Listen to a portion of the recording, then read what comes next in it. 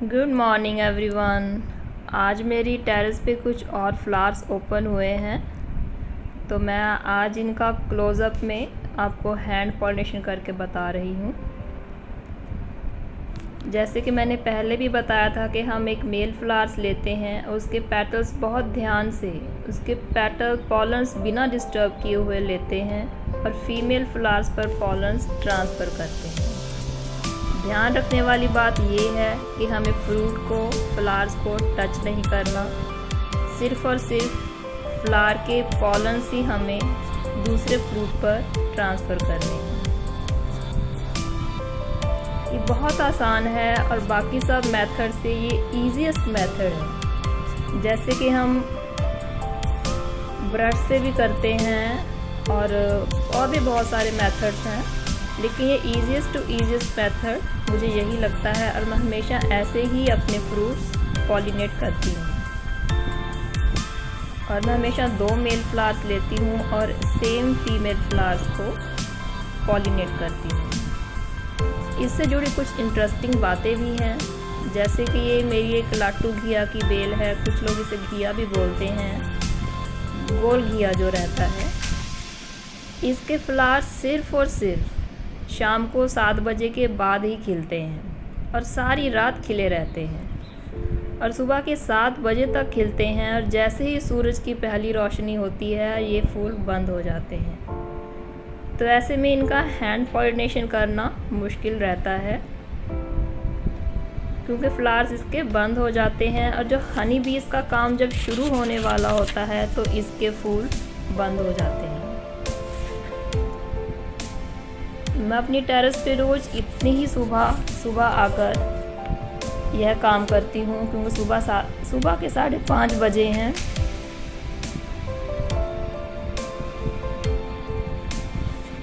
इसलिए जब भी आपको टाइम मिले, चाहे शाम में या रात में, चाहे रात की रोशनी में, आप टॉर्च जगाकर ये काम करें, लेकिन आपको ये काम करना ही पड़ेगा।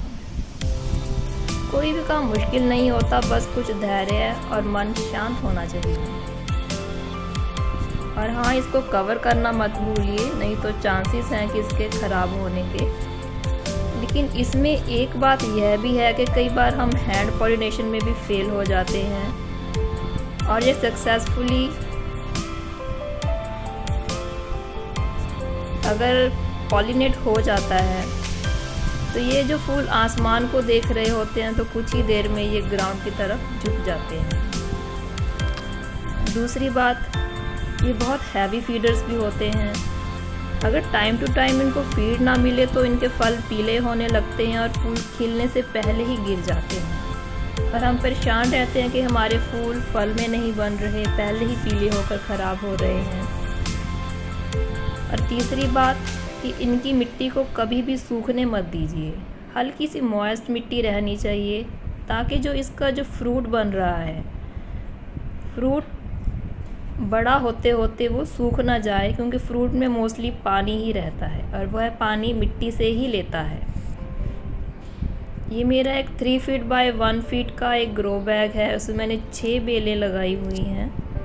हर रोज़ एक बेल में कोई ना कोई फल और फूल बनता रहता है और मैं यूं ही 5:30 जब भी उठती हूँ तो सबसे पहले मेरा काम यही रहता है कि फटाफट मैं अपने टेरेस पे जाऊँ और यह काम शुरू करूँ।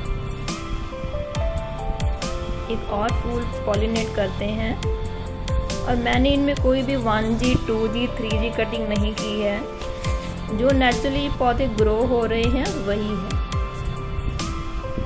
इंटरेस्टिंग बात एक और है कि इसकी पॉलिनेशन भी 3 तरह की रहती है, कोई भी बेल हो। एक तो फर्स्ट मेथड रहता है नेचुरल, जो कि हनी बीज करती हैं और टेरेस पे इतनी हनी बीज का आना इतनी रात में पॉसिबल नहीं है। Second, hand pollination. Hand pollination में क्या होता है कि हम जिस बेल में ये फूल खिला है उसी बेल के हम दूसरे फूल से ये हैंड पॉलिनेशन करते हैं। और थर्ड वन, क्रॉस पॉलिनेशन।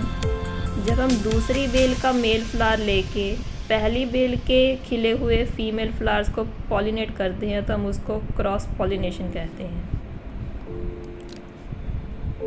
और जैसे कि आप देख रहे हैं कि मैं हमेशा 2 फ्लावर्स लेती हूँ, क्योंकि मुझे एक फ्लावर में कभी तसल्ली ही नहीं होती।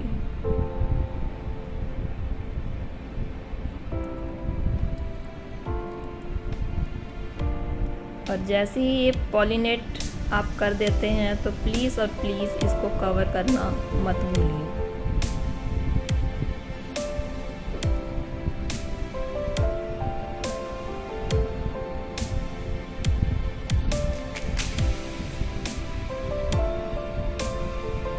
अगर आप मधुमक्खियाँ चाहते हैं अपने टेरेस पर तो ज़्यादा से ज़्यादा फूलों वाले पौधे लगाइए, लेकिन रात में क्या रहता है कि हनी बीज़ का आना इतना पॉसिबल नहीं रहता, तो हमें ये काम टेरेस पे, खेतों में तो बहुत कुछ संभव है लेकिन टेरेस पे इतना हम पॉसिबल नहीं कर पाते। तो इसको कवर करना बहुत ज़रूरी है, क्योंकि ये फूल अभी फल कच्चा रहता है, तो पॉसिबिलिटीज़ हैं कि फ्रूट फ्लाइज जैसे ही दिन खिलते हैं तो इस पे अटैक करना शुरू कर देते हैं। और लकीली आज पंपकिन के भी फ्लावर खुले हुए हैं। पंपकिन में कोई प्रॉब्लम नहीं होती, क्योंकि ये फ्लावर दोपहर तक खुले रहते हैं 12-1 बजे तक। और आज खुशी की बात ये है कि आज मेल और फीमेल फ्लावर्स दोनों ही खुले हुए हैं। जो पहले मेरे 3 पंपकिन खराब गए, उसकी वजह यही थी कि मेल फ्लावर्स नहीं खुल पाए और पॉलिनेशन नहीं हो पाई। आज ये देखिए दोनों ही फ्लावर्स ओपन है। मेल फ्लावर्स के पीछे कोई भी फ्रूट नहीं बना होता, तो मैं इसको तोड़ लूँगी।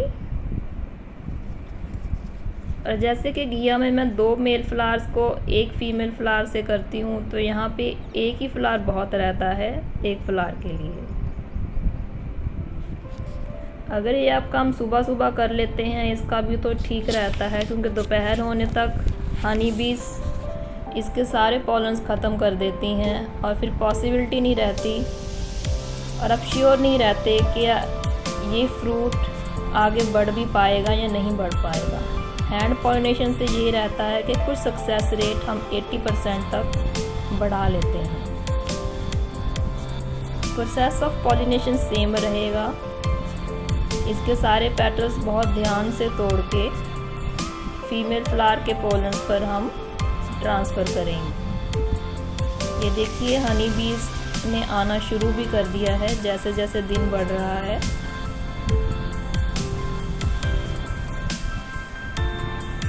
कई बार क्या होता है कि कुछ बेलों में सिर्फ मेल फ्लावर्स ही खुलते हैं और फीमेल फ्लावर्स कुछ 2-3 दिन के बाद खुलते हैं। तो ऐसे में इसमें भी एक इंटरेस्टिंग बात ये है कि हम मेल फ्लावर्स को तोड़कर प्रिजर्व भी कर सकते हैं। जैसे कि आपने एक मेल फ्लावर तोड़ा और उसको ऐसे का ऐसे जिप लॉक पाउच जो मिलते हैं उसमें फूलों को बड़े ध्यान से पैक कर लीजिए। उसकी जिप बंद करके उसको आप फ्रिज में रख दीजिए, तो ये 7 दिन के लिए ऐसे ही फ्रेश रहते हैं। और जब भी इन दिनों 7 दिनों में कोई भी फीमेल फ्लावर आपका ओपन रहता है तो आप इन फूलों को यूज़ कर सकते हैं।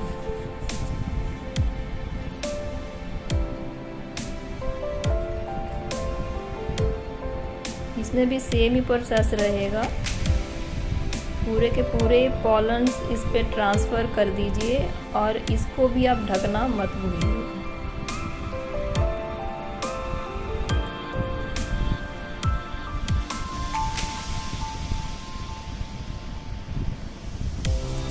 और ये भी बहुत हैवी फीडर्स होते हैं, इनको भी 15-15 के दिन में कोई ना कोई खाद हमें देनी पड़ती है।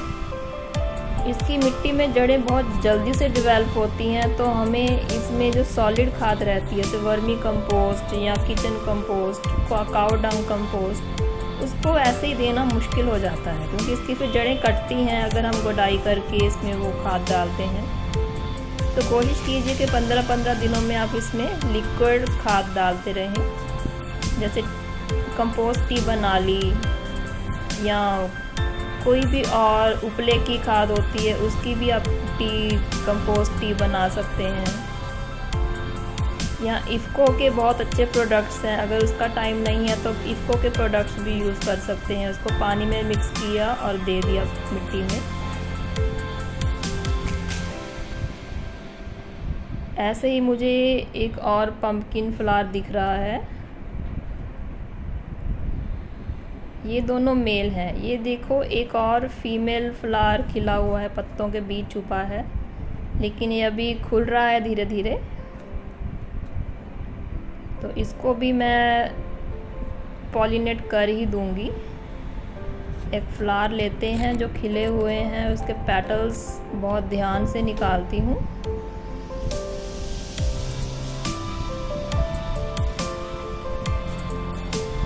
जैसे ही मैं इसको पॉलिनेट करने लगी तो एक हनी बी ने आकर उसका रस लेना शुरू कर दिया। तो आज मैं इसको हनी बीज के सहारे ही छोड़ देती हूँ, क्योंकि अब हनी बीज का वक्त शुरू हो गया है।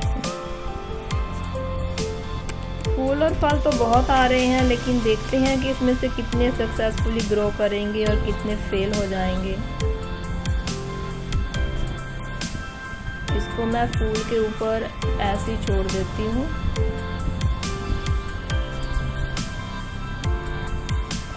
हनी बीज की पूरी बॉडी पॉलन से भर गई है। एक और हनी बी आ गई है। तो जैसे जैसे दिन बढ़ता जा रहा है, मधुमक्खियाँ भी आ रही हैं।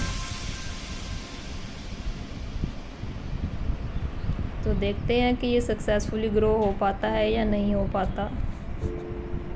तो आज के लिए इतना ही। ये मेरे एक और ग्रो बैग में बहुत से फूल और फल बन रहे हैं, लेकिन कुछ ओपन हुए हैं और कुछ नहीं। तो ऐसे ही पूरी गर्मियों में ये प्रोसेस चलता रहेगा और फ्रेश एंड ऑर्गेनिक घिया और पंपकिन हमें मिलते रहेंगे। और ये मेरे खूबसूरत से कॉक्सकॉम्ब। अगर आपको मेरा ये वीडियो पसंद आए तो प्लीज़ लाइक, शेयर और सब्सक्राइब करना मत भूलिए। Thank you.